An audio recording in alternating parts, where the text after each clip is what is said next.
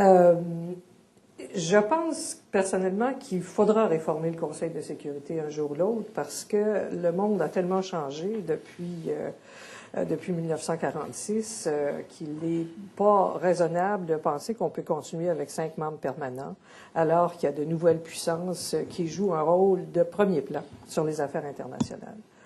Pourquoi est-ce que ça a chopé jusqu'à maintenant? D'une part, c'est sûr que les membres permanents actuels ne sont pas particulièrement anxieux de se retrouver avec des nouveaux partenaires permanents, pour des raisons évidemment politiques.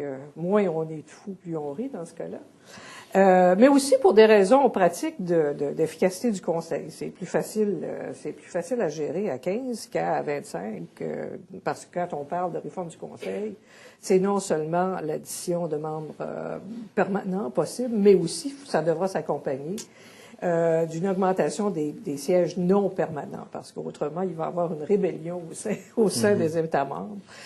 Donc, on va passer probablement de 15 à 25 si on réussit à endiguer les ambitions des uns et des autres. Mais il n'y a pas rien que les membres permanents qui font échec en sourdine à l'élargissement du Conseil. Il y a aussi les pays, les puissances moyennes, qui voient pas d'un très bon œil certains de leurs pairs accéder à un statut supérieur.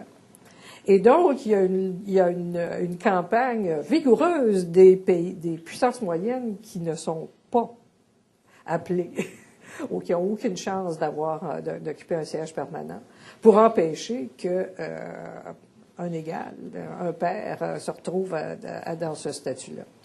Et on voit dans toutes les régions qu'il y a des rivalités, qui fait que les régions ont beaucoup de mal à s'entendre pour appuyer un candidat de la région ou 2 candidats de la région, dépendant de la taille de la région.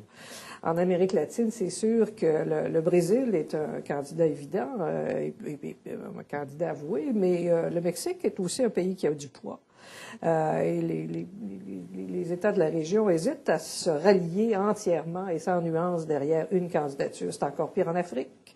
En Afrique, vous avez l'Afrique du Sud, vous avez le Nigeria, mais vous avez aussi l'Égypte qui dit, écoutez, pourquoi est-ce que ce serait seulement l'Afrique du Sud et le Nigeria? Pourquoi pas nous?